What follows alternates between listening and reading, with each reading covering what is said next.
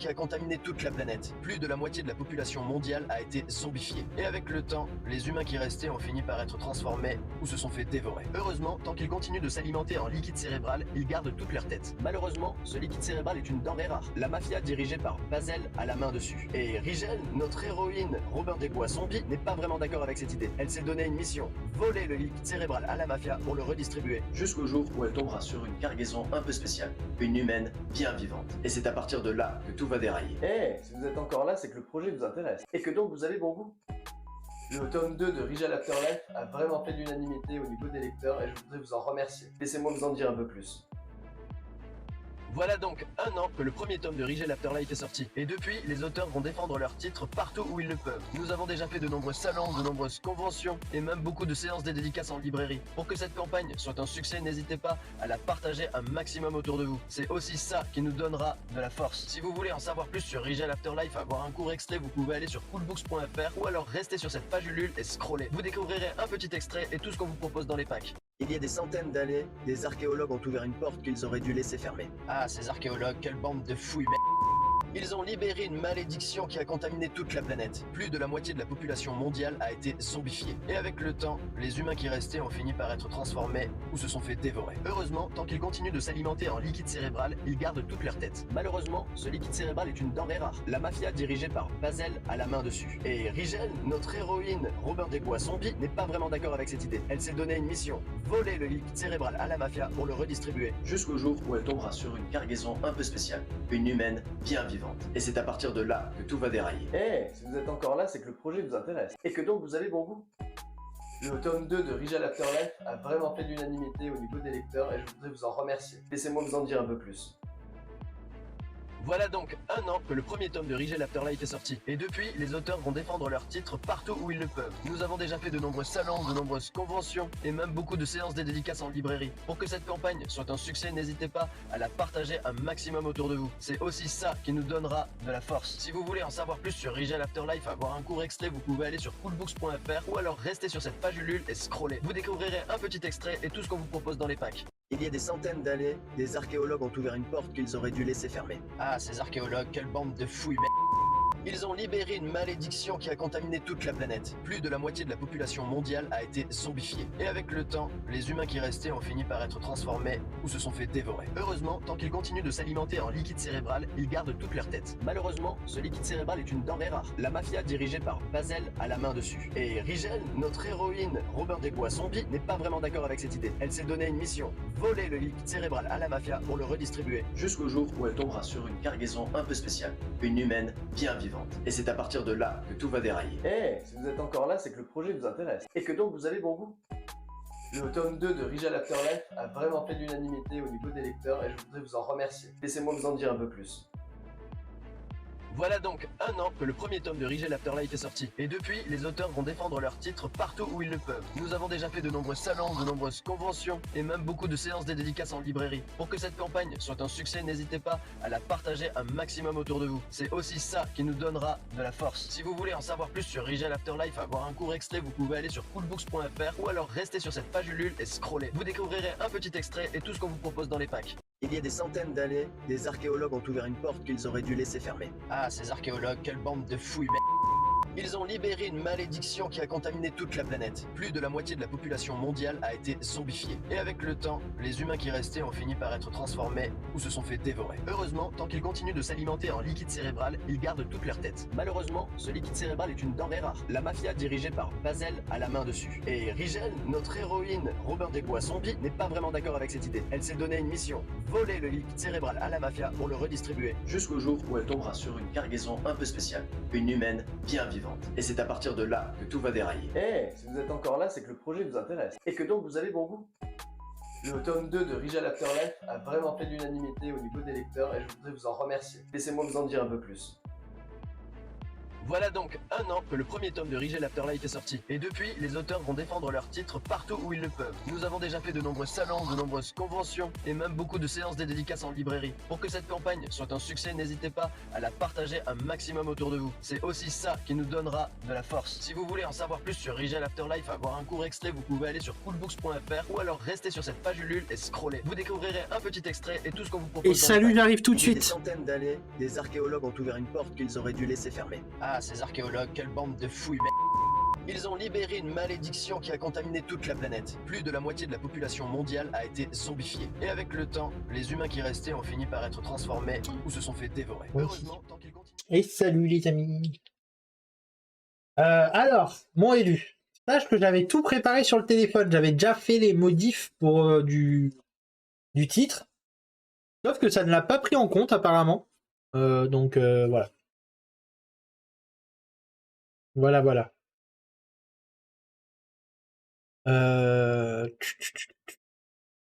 Il y a un truc que j'ai pas eu le temps de faire tout à l'heure. Je vais le faire maintenant. Je vais juste modifier le titre de ce matin. Et là, du coup, ça me... Oh, c'est dingue. Bon, bah, je modifie le titre tout à l'heure. Ça, je peux le renommer normalement. Modifier. Tac. Et là, je vais mettre matinale otaku. Otaku. Hop. Tac. Alors, voyons voir.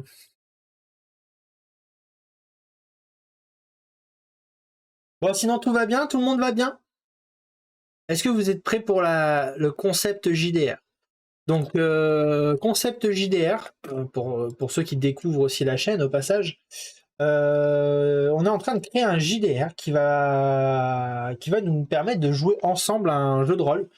Ça va me prendre, j'estime, environ un an pour tout créer, parce que ça prend du temps, tout simplement. Voilà, on va le faire sur ça. Donc là, vu que maintenant on a un vrai fond, je peux tout bien vous montrer. Mais voilà, il y a énormément de chances à prendre en compte. Hop là, ça c'était mon petit marque-page pour l'endroit que je voulais garder en mémoire. Mais voilà, vous voyez, il y a énormément de choses à assimiler, d'où le fait que ça prenne un an. Donc là, aujourd'hui, je vais vous laisser le choix. Je pense pas qu'on va faire du mapping aujourd'hui, déjà pour commencer.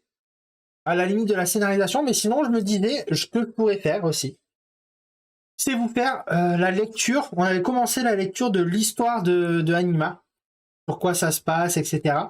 Est-ce que ça vous intéresserait que je vous lise la suite? Et salut! Ça va toujours, Valou? Il est bien meilleur le café, hein, Elda? Elle m'écoute pas. Non, elle m'écoute pas. Elda? T'es vivante?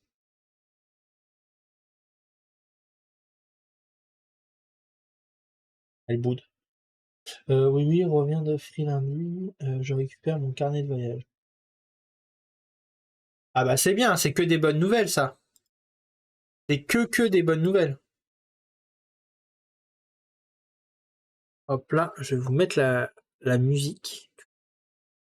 Quand même, hop. Voilà, là, normalement vous avez un petit fond musical. Et voilà.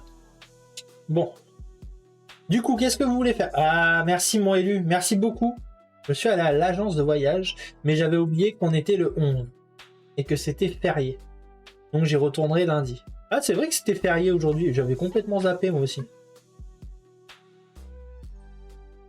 On allait faire des courses et on s'est même pas aperçu que c'était férié, mais c'est peut-être pour ça qu'il y avait énormément de monde dans les magasins. Du fait que c'est férié, les gens ils se sont dit oh, on va aller au magasin. Sachez que aussi également sur la chaîne, je suis en train de préparer, donc bon là c'est mes petites notes pour préparer la vidéo pour l'année en cours. Donc la date de création de la chaîne, les objectifs qu'on avait au début, la date d'affiliation, tous ces trucs là. Voilà, c'est. Je vais en parler au cours d'une vidéo. Et voilà, du coup, je suis en train de tout préparer pour vous la faire. En tout cas, sachez que pour l'instant, on est au-delà de nos espérances avec Elda. Je vous remercie parce que c'est grâce à vous qu'on est au-delà de nos espérances. Sans vous, il n'y aurait pas tout ça, en tous les cas. Donc voilà, merci à vous.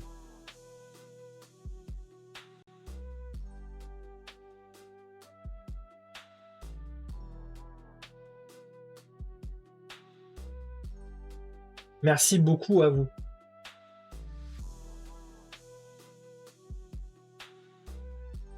D'ailleurs, attendez, parce que du coup, j'ai pas l'habitude de venir comme ça à l'après-midi stream. Du coup, hop, j'ai oublié de me mettre dans en stream. Et voilà.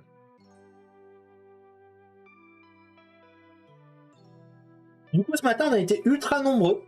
Ça m'a fait ultra plaisir parce qu'il y a eu énormément de monde qui est venu. Donc, c'était vraiment cool. Ça, c'était vraiment très très cool. Ça m'a fait vraiment plaisir. Et du coup, alors qu'est-ce que vous voulez? Est-ce que je vous lis l'histoire tout simplement? Bon, juste on se fait une petite lecture du monde pour un peu vous introduire dans le monde. Ou je sais pas, on peut aussi parler. Je peux aussi vous parler des organisations qu'il y a dans des différentes organisations qu'il y a dans l'univers d'Anima. On va utiliser d'ailleurs. Regardez, ça c'est la carte d'Anima. Donc voilà, c'est assez grand comme vous pouvez le voir. Donc c'est à moi de créer différents scénarios sur tout ça. Ce que tu préfères. Bah, je pense que je vais vous parler des organisations aujourd'hui. Pour moi, ça reste dans le concept JDR parce que je n'ai pas lu. Je n'ai pas lu cette partie-là encore. Donc on va la découvrir ensemble en fait, tout simplement. Et on va pouvoir débattre des différentes, des différentes organisations. Voilà.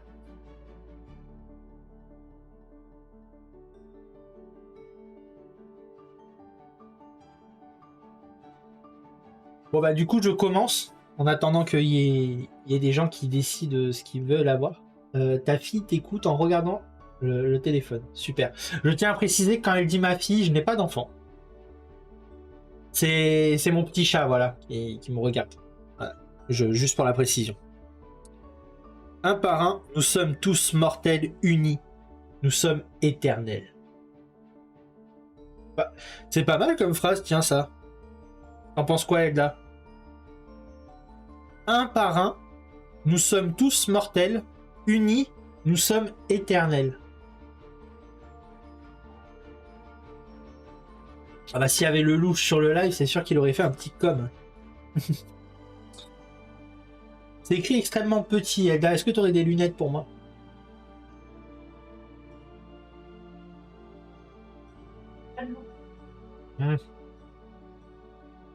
T'as pas des lunettes? Bon, bah tant pis, je vais m'abîmer les yeux en lisant.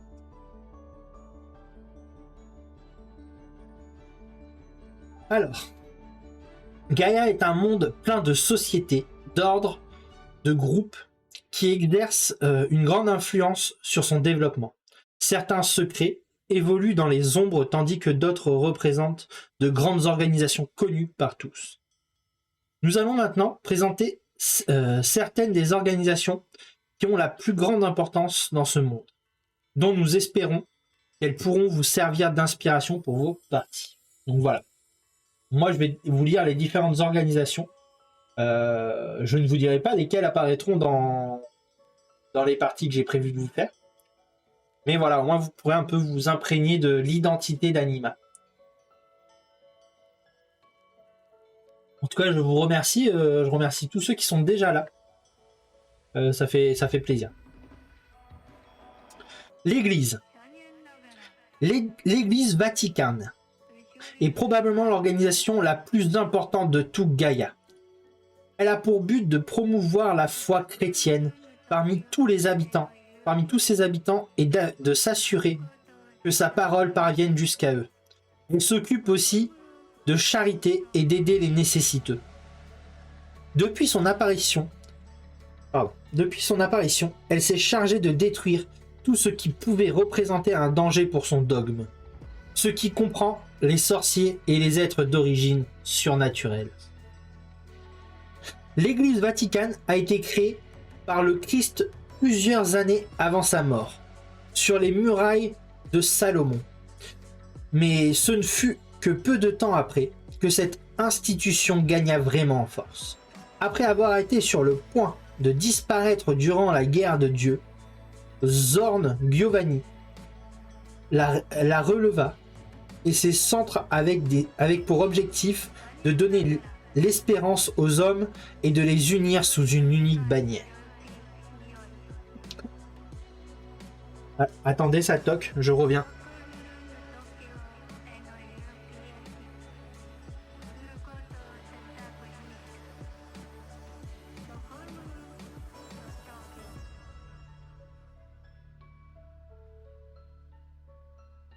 Désolé, c'est bon.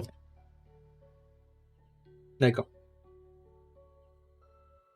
Du coup, je reprends. Sous une unique bannière. Au fil des siècles, elle est devenue une guilde spirituelle pour des millions de personnes et a accru son influence dans tous les domaines. Malheureusement, à la nomination d'El-Jared au poste d'archevêque suprême, plusieurs opposants ont fait leur apparition, gênant considérablement le pouvoir des hautes charges ecclésiastiques. Pour récupérer son prestige, l'Église a accusé El-Jared de tous ces événements, en argumentant que l'institution entière ne pouvait rien faire d'autre qu'obéir aux ordres de l'empereur.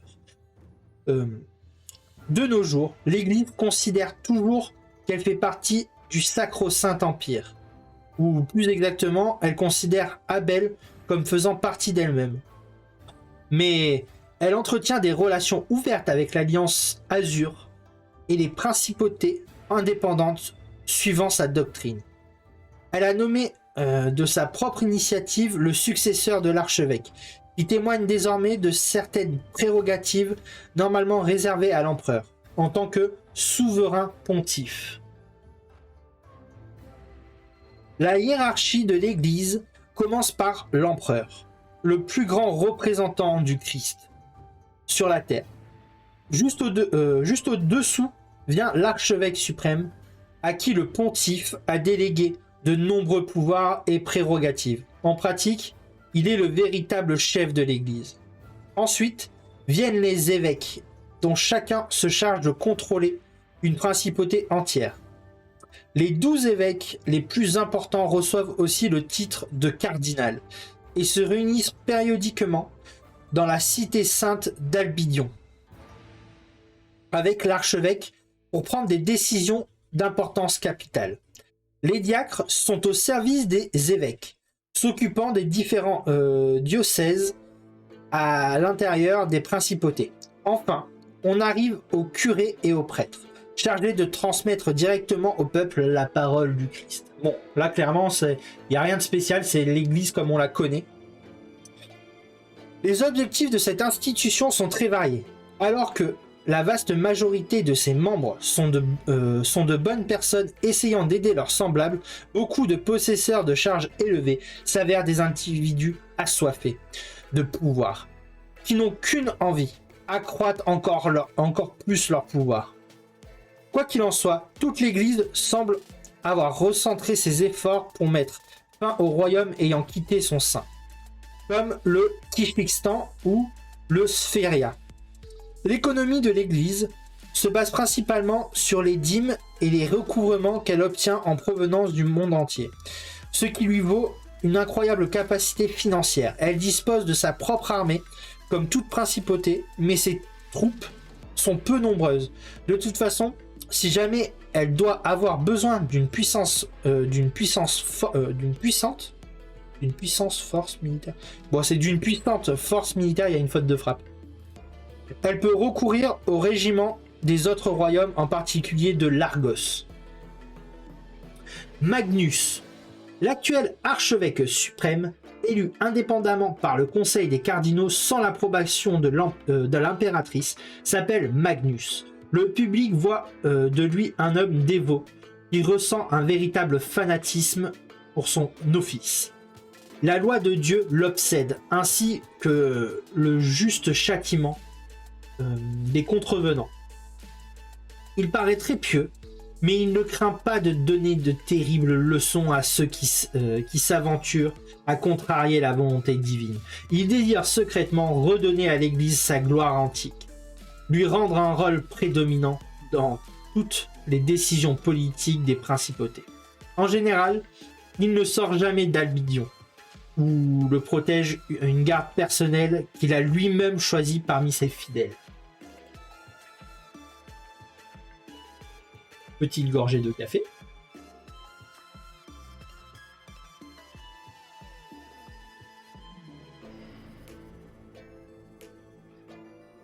Les Skims. Cela fait quelques siècles que plusieurs séparations affectent la doctrine chrétienne. Mais celles-ci sont toujours restées des courants idéologiques à l'intérieur de la grande église vaticane. Cependant, lors du chaos ayant suivi la nomination d'El Jared au poste d'archevêque, plusieurs courants des plus radicaux se sont réellement séparés du siège apostolique, déclarant leur indépendance de la foi comme des principautés de l'Empire.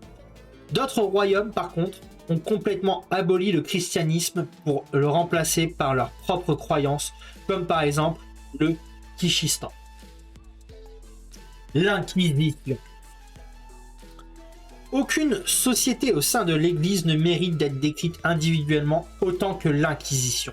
Il s'agit d'un corps de prêtres créé dans l'intention unie de trouver et purger les hérésies. Sa mission consiste à exterminer les sorciers et les démons. Pour eux, tout être surnaturel représente une entité démoniaque qui mérite la mort. L'Inquisition dispose d'une organisation complètement indépendante de l'Église. Elle dépend d'un 13e cardinal qui ne répond qu'au seul archevêque. Cet homme, qui porte aussi le titre d'inquisiteur suprême, a carte blanche pour réaliser toute action sans demander la permission à personne. Les inquisiteurs réalisent toute action sans demander de permission à personne. Les inquisiteurs dépendent de lui. Mais en général, tous agissent de façon assez indépendante. Les inquisiteurs ne sont absolument pas des personnes normales. Il s'agit toujours d'enfants orphelins, spéciaux, recueillis par les membres de l'Église et envoyés à la cité sainte d'Albidion. Là-bas, complètement séparés du monde extérieur, des centaines d'enfants sont entraînés jour et nuit, sans aucun moment de repos, jusqu'à devenir de véritables machines à tuer. Beaucoup n'arrivent pas à supporter cet entraînement surhumain et meurent avant d'atteindre l'adolescence. D'autres ne démontrent pas d'assez bonnes aptitudes pour la charge d'inquisiteur et sont rétrogradés en moines gardiens du temple, avec interdiction de sortir pour ne pas révéler les secrets.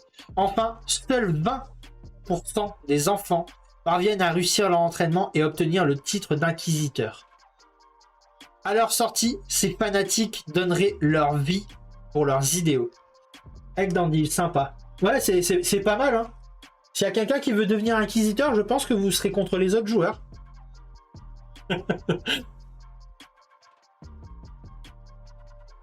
Et lui, il va vouloir devenir inquisiteur maintenant. C'est sûr. Un inquisiteur peut... C'est ça. Un inquisiteur peut être de n'importe quel sexe. Pour chasser les démons, l'inquisition ne fait entre eux aucune distinction. Chacun peut agir en solitaire et être accompagné par un petit nombre de gardes ecclésiastiques qu'il a lui-même sélectionnés. Face à un véritable sorcier ou un être surnaturel, réel, il essaie de le détruire sans laisser aucune trace pouvant révéler sa présence. Si un tel événement arrive dans un grand village, il utilise les curés locaux pour imaginer une couverture convaincante. Dans les petits villages, ils peuvent en venir à les brûler avec tous les habitants pour éviter qu'une connaissance interdite contamine d'autres innocents. Autrement dit, que la rumeur de l'existence d'un tel événement se propage. La légende des actes commis par l'Inquisition engendre chez le peuple une réelle terreur. Suivant la manière d'agir de chacun, ils peuvent révéler ouvertement leur identité ou utiliser le mensonge pour enquêter à fond sur leurs affaires. Ceux qui se déplacent ouvertement revêtent des tenues noires marquées de la croix de sang de l'Inquisition. Ils manient des législateurs au combat. des armes marquées de cette croix capables de détruire les créatures surnaturelles et même de bloquer les sorts. Il y a sur Gaïa quelques milliers d'inquisiteurs en activité. Ça rigole pas, hein, les inquisiteurs. Ça fait beaucoup penser aux inquisiteurs justement dans Dragon Age. Vous en pensez quoi? Il y en a qui connaissent Dragon Age? Moi, ça me fait beaucoup penser à l'Inquisition dans Dragon Age, ça. Parce que c'est pareil, il me semble, si je dis pas de bêtises, dans Dragon Age, l'Inquisition, ils sont là genre pour détruire tout être qui serait différent, on va dire. C'est assez violent, l'Inquisition aussi dans Dragon Age.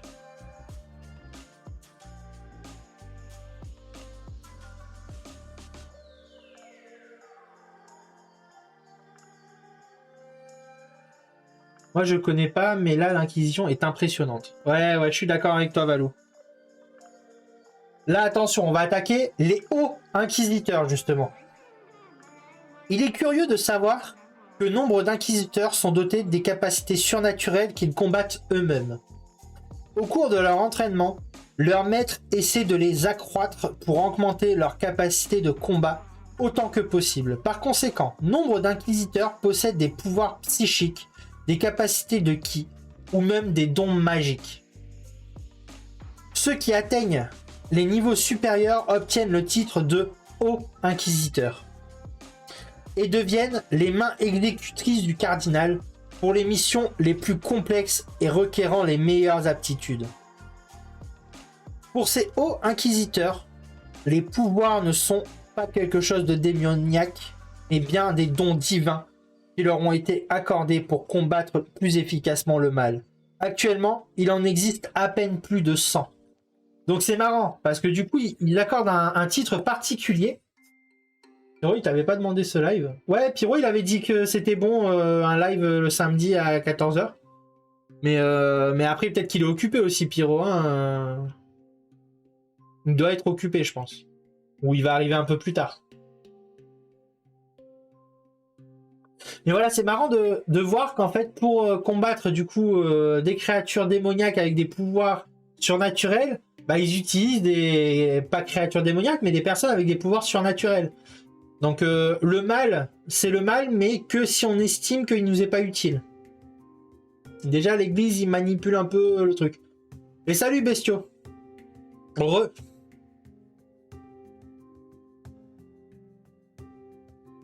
Ouais, on va lui dire, dès qu'il viendra, on va lui dire, Elda. Comme ceux qui veut DBD, mais peut pas jouer. Ouais, c'est... c'est ça, c'est comme ça, c'est pas grave. Y a pas mort d'homme, vous inquiétez pas. Vous avez entendu la dinde?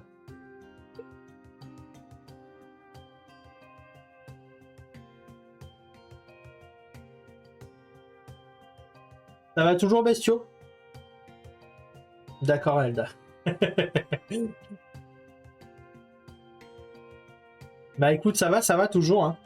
Là, on est sur la création du JDR pour la chaîne. Comme tu vois, on fait beaucoup de contenus différents quand même sur la chaîne. Et ça, c'est le... Ouais, JDR du jeu de rôle.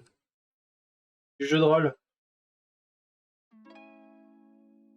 Donc là, je suis parti sur la création, j'en ai au moins pour 1 an, donc ce sera pas avant la fin d'année prochaine à peu près. Donc il y a encore du temps, Entre temps, on fera certainement le JDR Seigneur des Anneaux, mais j'attends qu'Elda finisse le mapping, parce qu'elle voulait s'occuper de ce mapping là. Donc j'attends d'avoir assez de mapping pour vous faire les quêtes, pour que ça dure au moins un live quoi. On passe à la suite les amigos. T'aimes bien les JDR, Bestio? Du coup, Bestio, je vais en parler aussi au passage. Bestio donc a un serveur, si j'ai bien compris, hein, Bestio, tu me confirmes. Il a un serveur GTA roleplay. Donc, si vous voulez des infos sur son serveur, n'hésitez pas aussi à lui envoyer un petit message. Du coup, il a un serveur roleplay pour ceux qui font du GTA. Donc, n'hésitez pas à le contacter si ça peut vous intéresser. Voilà. On sait jamais. Et t'inquiète, Bestio, on en parle tout doucement avec Elda. Et je te donne de toute façon une réponse d'ici peut-être début de semaine prochaine, parce que là ça va être mon anniversaire, donc ça va être un peu light au niveau time. Mais on en discute avec Elda, t'inquiète pas. Et salut à tous ceux qui rejoindraient le live maintenant. Donc là, on est en train de lire l'histoire du monde que je vais vous proposer. C'est ça, et en vrai, j'ai réfléchi, si tu veux jouer ton perso, peut-être incroyable. Bah écoute, il faudra en parler, il faudra qu'on en parle, bestiaux. C'est vrai que je suis pas un gros joueur de GTA, donc je sais pas encore. Comme je te dis, j'en parle un peu avec Elda pour savoir les pour, les contre, etc. Et on te fera un retour pour te dire ben, ce qui va pas par rapport à par rapport au concept aussi de tout ça. Mais t'inquiète, on te fera un retour complet pour que tu saches pour nous ce qui va et ce qui va pas, si c'est ok, si c'est pas ok. Mais voilà, tu auras vraiment un truc complet. Le RP, franchement, c'est un autre monde et ton univers de stream peut vachement coller. Bah écoute, à voir. Je veux bien te croire, je veux bien te croire.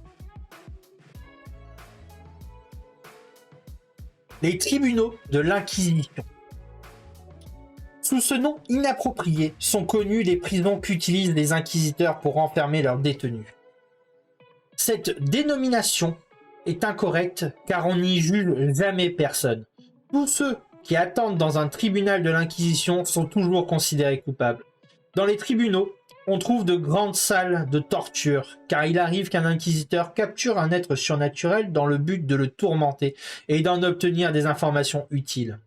Tous les tribunaux sont protégés par des boucliers magiques afin d'éviter les fugues et tentatives d'évasion. Waouh! Et ils rigolent pas, hein? Ils sont pas là pour rigoler, eux.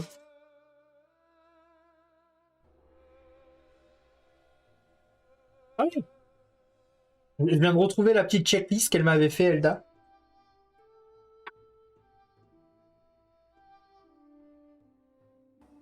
La petite checklist d'avant live.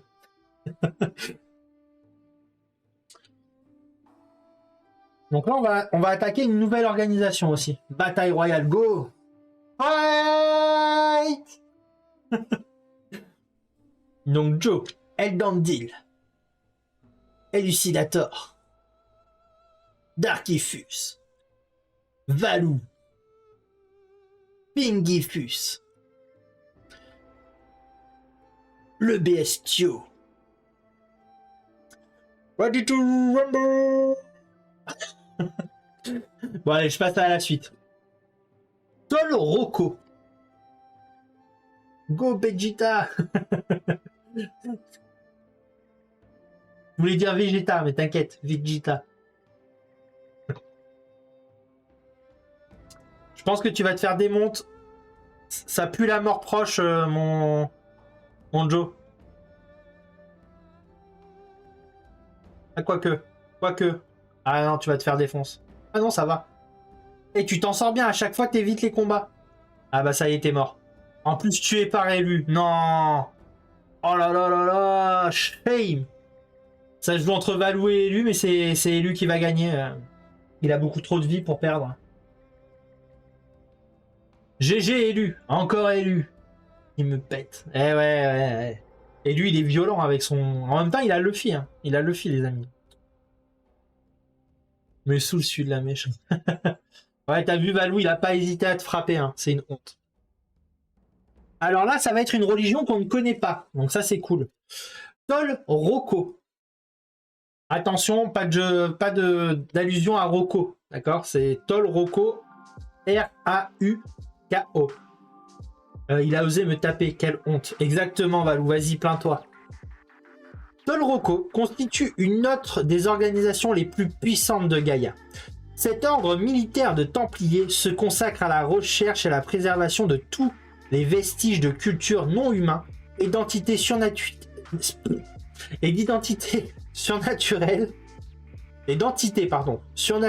existant dans ce monde. Leur but est d'éviter qu'ils disparaissent à jamais et d'empêcher que les humains aient accès à des connaissances qui pourraient se révéler dangereuses. Les membres de Tol Rocco sont des combattants exceptionnels, très savants et en archéologie et occultisme. Préparés à affronter n'importe quel type d'obstacle, leur symbole est une croix grenat terminée par une pointe. L'histoire de Tol Rocco est assez complexe. Le premier empereur avait terriblement conscience que l'homme ne devait pas oublier ses origines et qu'il n'était pas juste d'accuser les êtres surnaturels du déroulement des choses. Cependant, la haine à leur encontre était quasiment palpable. Il existait toujours la possibilité que si quelqu'un atteignait la puissance suffisante, de nouveaux conflits éclatent et que des milliers de personnes souffrent à nouveau de leurs conséquences. Coincés entre ces deux pensées, les atrocités que son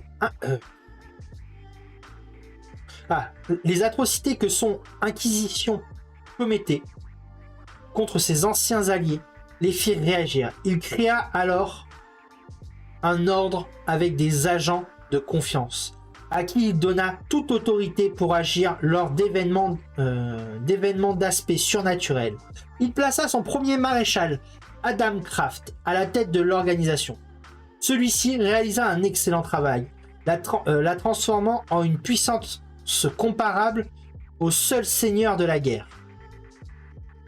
Au fil des temps, Tol Rocco a accumulé de plus en plus de pouvoir, se séparant de tout lien politique à l'exception de l'empereur.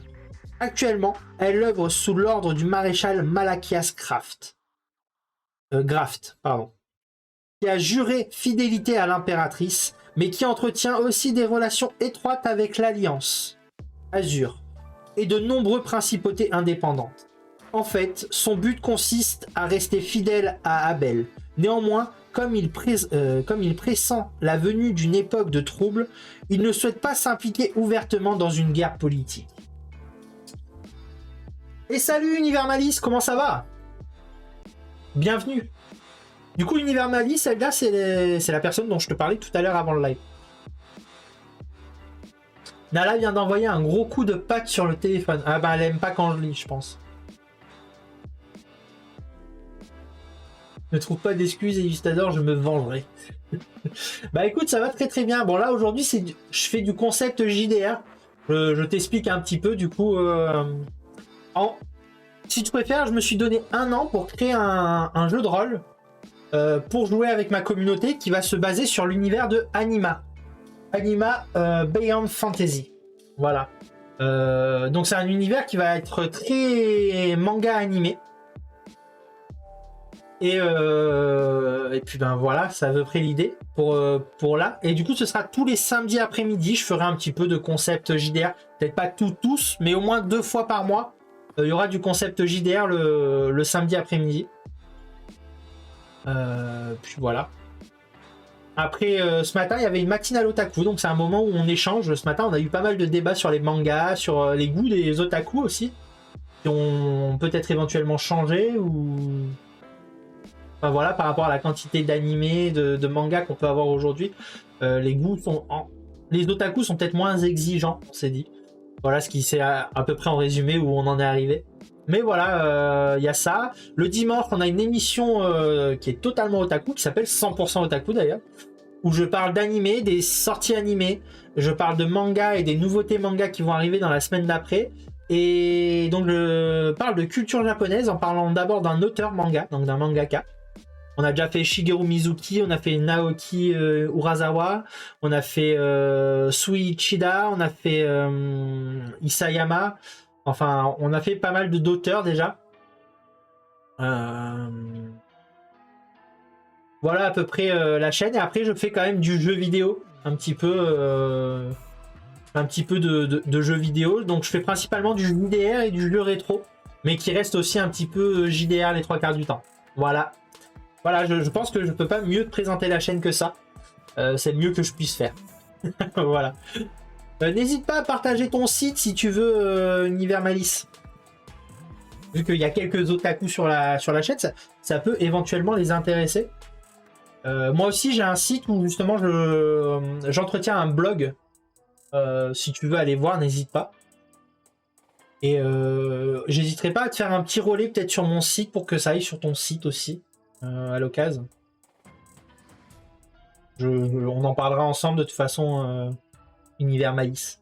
Mais en tout cas, comment tu vas? Dis-moi un petit peu, qu'est-ce que tu as fait de beau aujourd'hui? Est-ce que tu as passé une belle journée? Moi, je continue un peu ma lecture. Donc là, je vous lis le lore des organisations. Sympa, merci mon site. d'actu manga anime. Voilà, bah parfait. D'ailleurs, c'est des émissions exceptionnelles, mais je fais aussi des interviews sur la chaîne Univers Malice. J'ai eu la chance d'accueillir Eleana et Laolis de Regal Afterlife. J'ai aussi accueilli Cab qui a fait, qui fait Onera, qui est le scénariste d'Onera. Normalement, je suis censé les recevoir prochainement aussi. On n'a pas encore prévu une date, mais avec Federica. Donc, je suis censé encore les recevoir sur la chaîne. Puis, voilà, enfin, on a pas mal d'auteurs. On a eu aussi Rémi Chénu de Hazel Project. Principalement des mangaka français parce que je ne parle pas du tout anglais, malheureusement. Donc voilà, on a aussi des petites interviews. Je reçois aussi des personnes qui gravitent autour, comme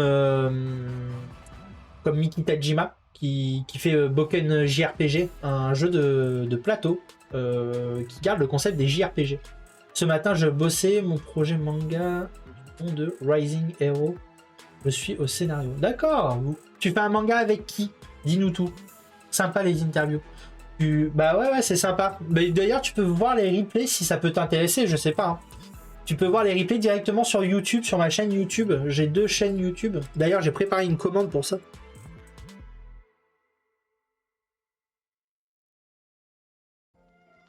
Donc ce sera sur la chaîne VOD. Avec un ami Shonen, l'auteur, et Outlaw Player. D'accord, ça marche. Ça marche, Univers Malice. Bah écoute, j'espère que ça avance bien comme vous voulez. Vous allez partir en quoi? En auto-édition?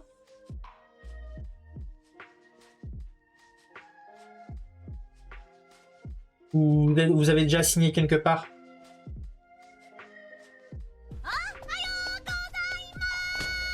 Et salut Zoro! Bienvenue sur la chaîne Zoro! J'espère que tu vas bien. Et bienvenue dans la Pingifus Family d'ailleurs. Voilà.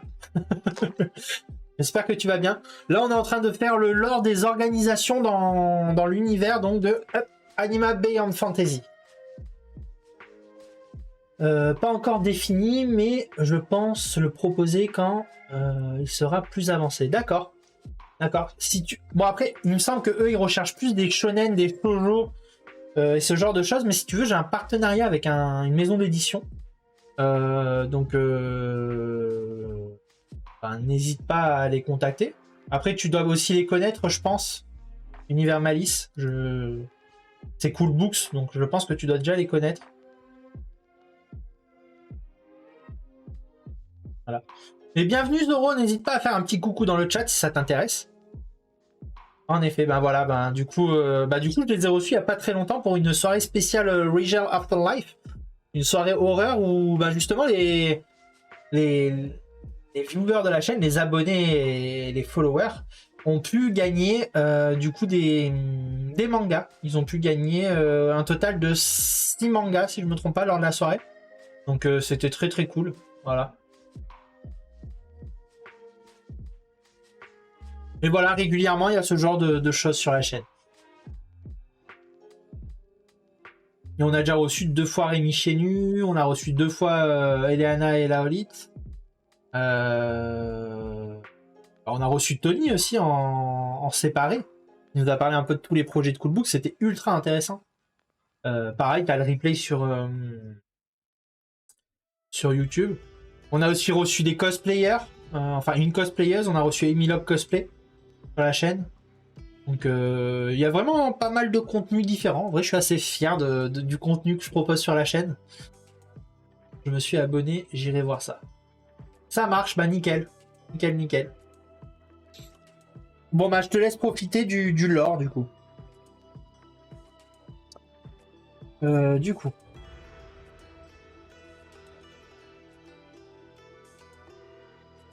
J'essaye de...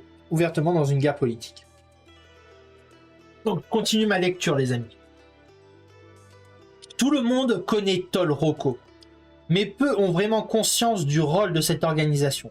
Comme aujourd'hui, personne ne croit quasiment plus à l'inexplicable. On les considère comme un groupe de privilégiés qui vivent de privilèges concédés par l'Empire aux temps anciens.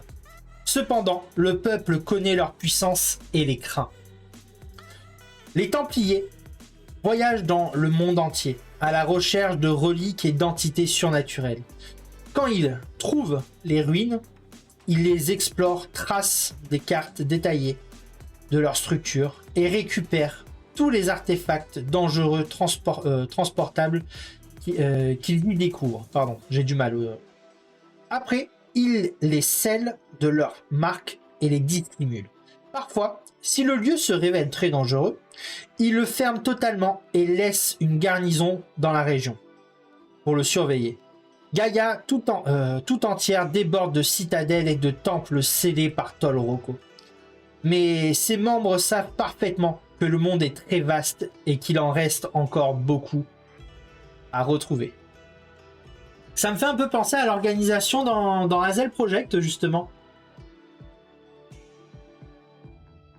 Du coup, cette organisation qui recherche un peu des reliques, des choses surnaturelles, ça me fait beaucoup penser à Hazel Project. C'est assez cool.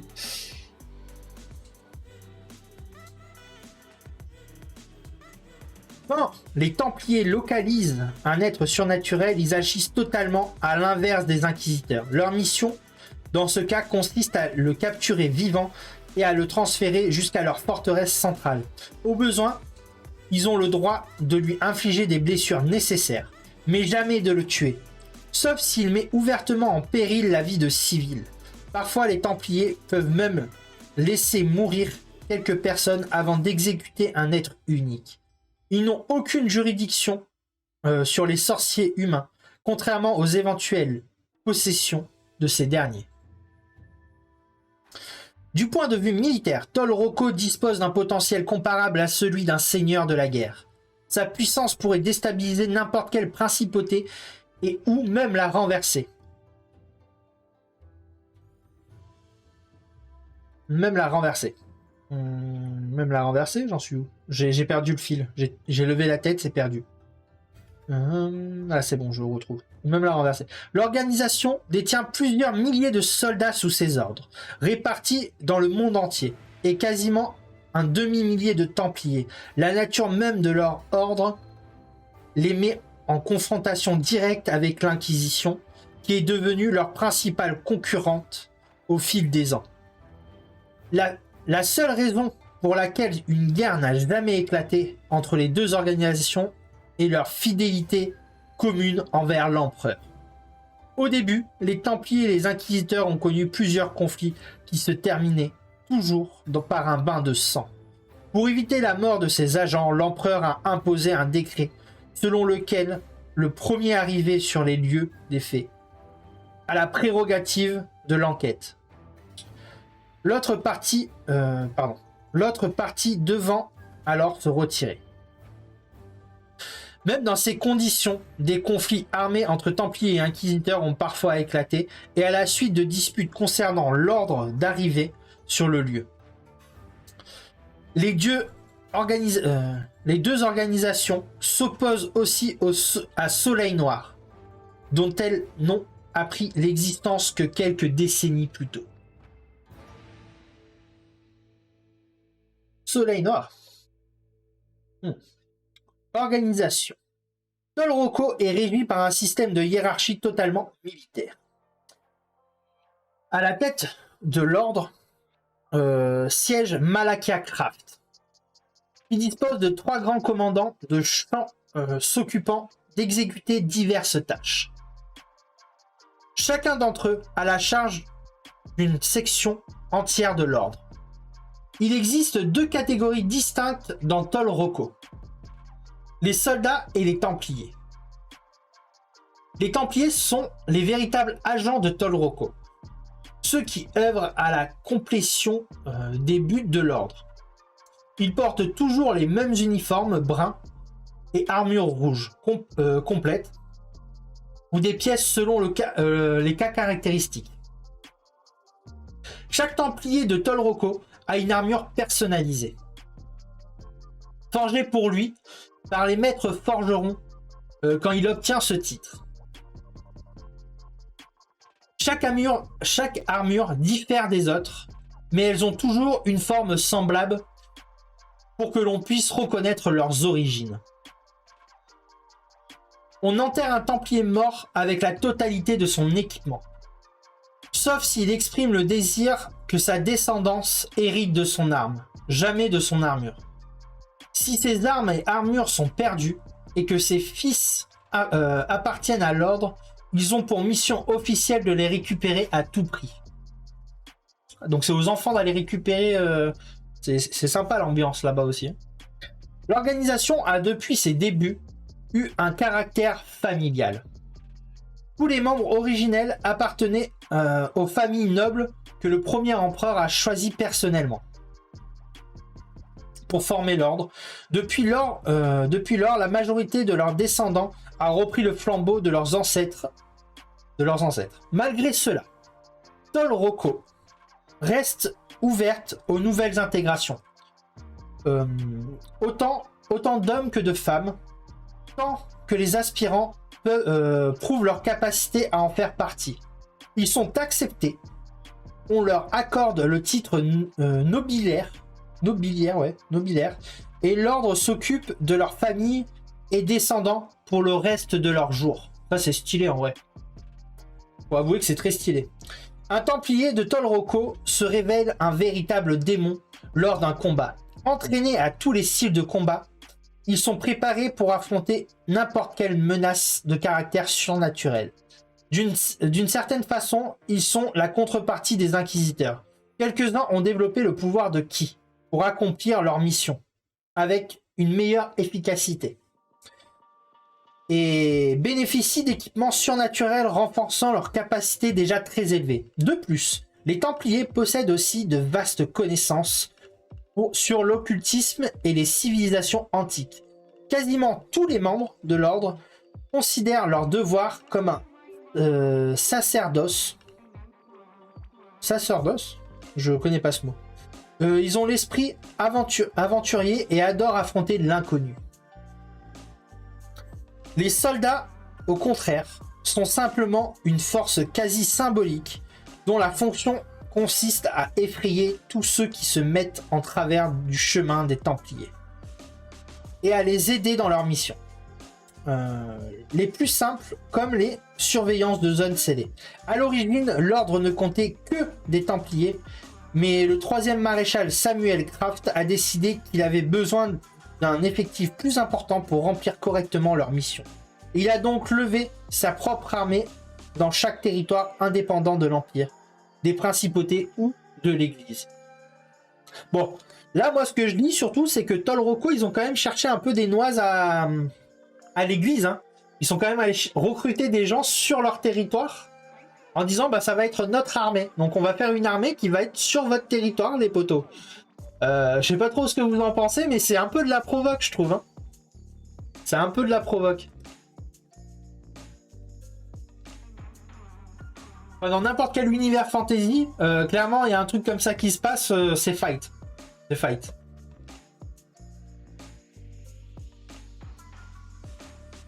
La forteresse de Tol Roko. Au centre de la mer intérieure se dresse un château. Le château de Tol Roko, l'ancien bastion de Ra. Cette forteresse représente le cœur de l'ordre, où des Templiers ont rassemblé des informations sur l'Antiquité et tout ce qui s'est passé durant les 7 derniers siècles. Les salles souterraines intérieures constituent d'immenses magasins, pleines d'étagères chargées de caisses, contenant des milliers de reliques et d'artefacts mystiques en tout type. Ces bibliothèques débordent de textes interdits sauvés de l'Inquisition et quelques grimoires de magie. Mais sans doute aucun, le secret le mieux gardé de Tol Roko est beaucoup plus bas, dans ce que l'on appelle l'arche de Noé. On trouve ici tous les êtres surnaturels capturés au fil du temps, prisonniers d'un paradis imaginaire qu'ils se sont créés. Même dans ces conditions, les entités les plus dangereuses restent enfermées dans les chambres de contention, développées par Ra pour ses expériences soumises à un état d'extase éternelle qui les maintient entre vie et mort. Ils sont sympas, en fait, ils les tuent pas, mais je sais pas si c'est beaucoup mieux que l'Inquisition pour le coup. Hein. Il n'existe probablement aucun endroit au monde plus sûr que cette île. Surveillée par les meilleurs Templiers, bénéficiant des systèmes de sécurité surnaturels les plus performants, cette forteresse inaccessible s'avère inexpugnable, même pour les créatures les plus puissantes. Ouais, en fait, Tol Roko, au début, on a l'impression que ils œuvrent pour le bien des créatures surnaturelles, mais au final, ils vont quand même les emprisonner et les tenir juste entre la vie et la mort pour dire mais on les a pas tués, hein, ils sont encore là. Hein. Vous voyez, ça, c'est un peu hypocrite de leur part, du coup. Je trouve qu'ils sont pas mieux que l'Église, hein, pour l'instant. Ils sont vraiment pas mieux que l'Église. Les ruines scellées. Les ruines scellées par Tol Roko n'ont normalement aucune entrée visible, car les Templiers les ont démolies ou cachées d'une façon ou d'une autre. Si une telle solution n'est pas possible, les Templiers les scellent avec des chaînes d'acier noir où est gravé leur symbole. Toute personne qui voudrait entrer sait immédiatement ce qu'elle risque. Régulièrement, un détachement de soldats en faction vérifie la présence de ces scellés. Dans le cas contraire, ils préviennent leurs supérieurs. Parfois, des ruines contiennent des vestiges qui ne peuvent être transportés d'aucune manière. Que ce soit à cause de leur taille, de leur instabilité ou de leur instabilité. S'ils se révèlent dangereux, Tol Roko construit à proximité une citadelle afin que les Templiers puissent le garder sur surveillance à tout moment. Ces cités fortifiées, bases d'opération de l'ordre sur la terre ferme, sont plus de 20, réparties sur tout le territoire de Gaïa. Les Templiers organisent leur mission à partir de ces endroits. Bon, ça me paraît pas mal au niveau de lecture, on a fait quand même presque 1 heure de lecture. Du coup, on reprendra ça la prochaine fois, mais il y a encore énormément d'ordres. Pour vous donner une idée du nombre d'ordres qu'il y a du coup dans ce livre, il y a encore il y a encore l'ordre du ciel, l'ordre de Samael, le soleil noir, Wissenschaft, Sélène, et voilà. Et ça en fait encore pas mal. Là, on a fait que 2 ordres, vous vous rendez compte, 2 organisations. Bon, du coup, clairement, c'est 2 organisations qui sont sous le joug de l'Empire. Du coup, il va falloir vraiment que j'intègre à mon scénario l'Empire. Il va falloir que je fasse un scénario avec l'Empire où à tout moment, vous pouvez tomber sur des gens de l'Église ou de l'ordre Tol Roko. Du coup, ça va être très complexe parce qu'il y a encore d'autres ordres à intégrer. Donc, il va falloir que je décide aussi vers où vous êtes situé sur la carte. Donc là, pour ceux qui ne l'ont pas vu, voilà la taille de la carte. Donc, il faut juste que je vous situe. On peut voir, il y a différents territoires. Bon, là, vous voyez mon anneau lumineux surtout. Mais voilà, il y a différents territoires. Hop. Mais c'est quand même assez large. Hein. Donc, il y a de quoi faire. Il y a de quoi faire. Du coup, voilà, c'est à moi de... D'ailleurs, pour vous situer, Tol Roko, il est juste là. C'est la petite île qui est là, au milieu de tout. Et du coup, on est obligé de venir en bateau chez Tol Roko. C'est peut-être pour ça qu'elle est imprenable, cette forteresse. Mais allez savoir, peut-être que dans mon scénario, vous devrez aller à Tol Roko pour libérer des gens. Je ne sais pas encore. Je ne sais pas encore. Tout est possible. Donc voilà. En tout cas, merci, hein, Univers Malice. Il me semble que je t'ai répondu. Merci de t'être abonné à ma chaîne YouTube, du coup. Voilà, là pour l'instant, ma chaîne principale, je suis en train de préparer des vidéos exclusives pour la chaîne principale. Les recettes pop culture, on va retourner les recettes qu'on a déjà fait pour avoir une meilleure qualité. Désolé, hein. Pour avoir une meilleure qualité. Parce que je suis pas satisfait de la qualité de mes vidéos pop culture, donc on va faire quelque chose de meilleure qualité. Mais on va les retourner du coup. En ce moment, je suis en train de faire toutes les recherches pour les vidéos lore. Donc le premier lore, comme vous le savez, ça va porter sur One Piece. Donc je vais essayer de vous faire tout le lore de One Piece. Et dès que... Il y aura certainement d'autres lore par la suite, hein. Et voilà, je vais essayer de vous faire un maximum de lore sur One Piece, en tout cas sur ce que je peux. Et même si je ne vous fais pas le lore intégral, je vais vous emmener jusqu'à un certain stade. On pourra le reprendre plus tard aussi, ce lore pour One Piece. Donc voilà, ne vous inquiétez pas. Ne vous inquiétez pas, ça... même s'il n'y a pas tout le lore d'un coup, vous pourrez avoir la vidéo complète jusqu'à la fin de l'histoire. Mais il est possible que je fasse une petite pause sur un lore pour en attaquer un autre. Et... parce que peut-être il me manque des éléments pour faire la fin. Ou enfin, vous voyez l'idée. Si je sens que ça risque de me bloquer à un moment pour mes vidéos, je vais ralentir sur un pour attaquer un autre. J'ai aussi commencé à préparer déjà des lores sur Dragon Age aussi. Donc voilà, il va y avoir de la vidéo lore. Je pense qu'on va aussi faire des vidéos de théorie de crafting quand il y aura Blue Protocol ou Throne and Liberty qui vont sortir. C'est le genre de vidéo que je pense que je vais faire aussi. Donc il y aura les vidéos pop culture.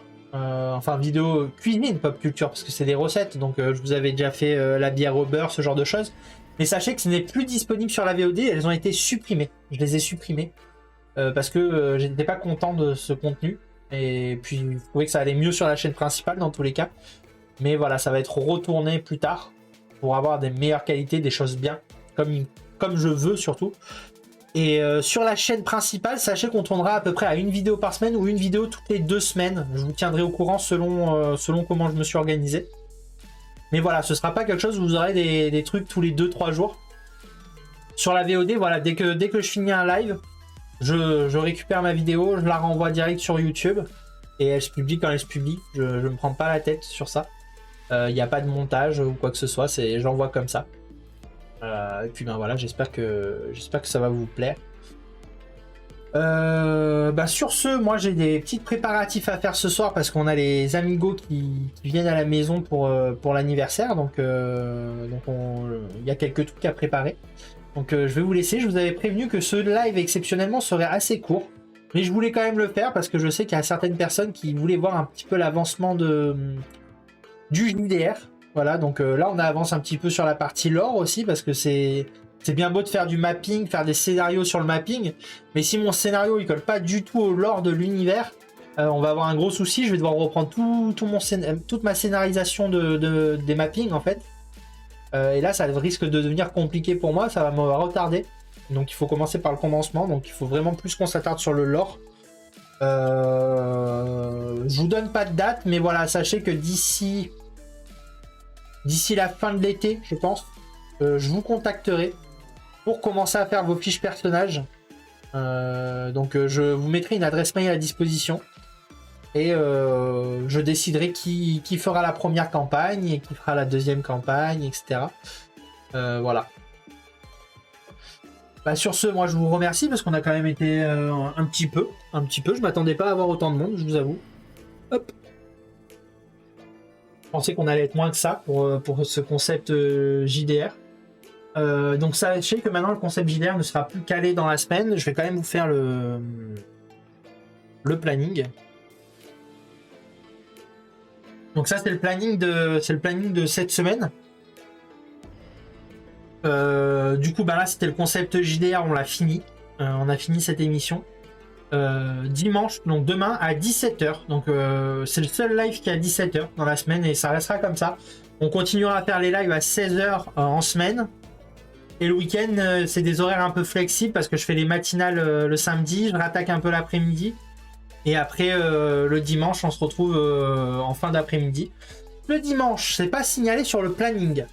Mais il va y avoir ma soirée anniversaire. Qu'on fera genre vers les coups de 20h, 20h30. Elle sera pas ultra longue. Je pense qu'on ce sera une histoire de 3 heures de stream à peu près. Donc je ferai mon 100% otaku comme d'habitude. Et à la fin de 100% otaku, je couperai le stream et on relancera un stream environ 1h30 après. Le temps qu'on mange, que je prépare ce qu'il faut, etc. Et on repartira donc en live ensemble.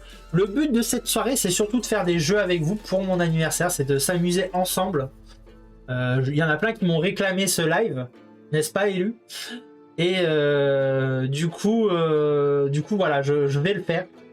Donc je compte sur vous. On fera peut-être tu nous diras les jeux, mon Darky. Justement, je pense que déjà, il y aura du Prop Night. Ça, c'est sûr et certain, on va faire du Prop Night.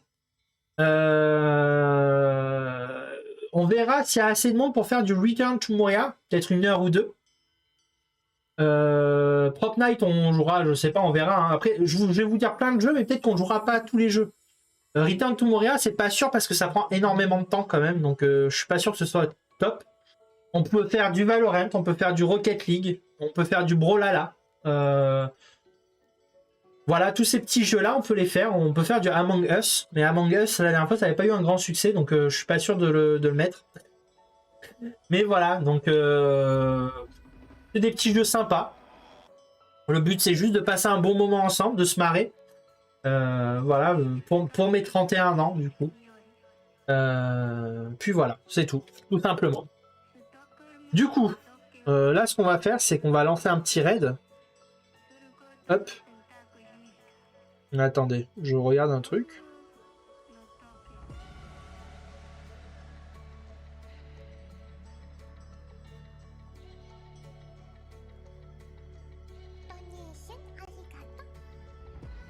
Et merci Valou pour les bits. Est-ce que vous avez remarqué une chose? À chaque fois que vous lâchez des bits, il y a la danse des canards en bas. Pas la danse des canards, tranquille. Il y a juste les petits avatars qui dansent. Du coup.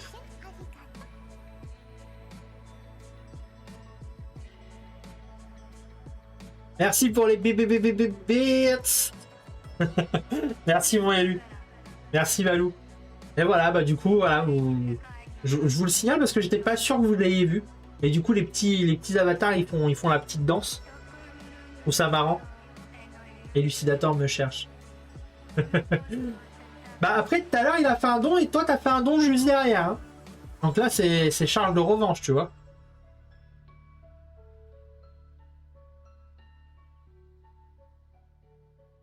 Du coup, je prépare pour le raid, les amis. Alors, on va raid qui?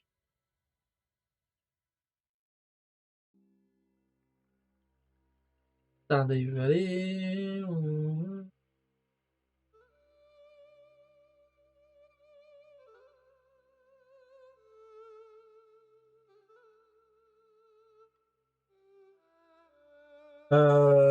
Est-ce que vous avez quelqu'un à raid? Parce qu'au pire, on peut raid All Might. Allez, on va raid All Might. Ça fait longtemps qu'on l'a pas raid. Je raid All Might. Il est sur Elden Ring. Il en chie grave. Donc, bah, on va aller lui donner un peu de force. Je file, à bientôt. Bon live, tout le monde. Bah, merci, Univers Malice. Merci beaucoup. Puis tu repasses quand tu veux, de toute façon. Et puis, bah, moi, je vais aller voir un peu ton site aussi. Et des gros bisous et merci beaucoup d'être passé. En tout cas, ça fait plaisir. Ne prends pas sa défense, évidemment. Voilà. Donc, bon, bah, moi, je vous fais des gros bisous. Et puis, on va aller soutenir All Might. Donc, restez au maximum. Suivez-moi sur le raid. On va aller lui donner plein de force. Au poteau All Might. Enfin, ah, il est là. Je me disais, il est où?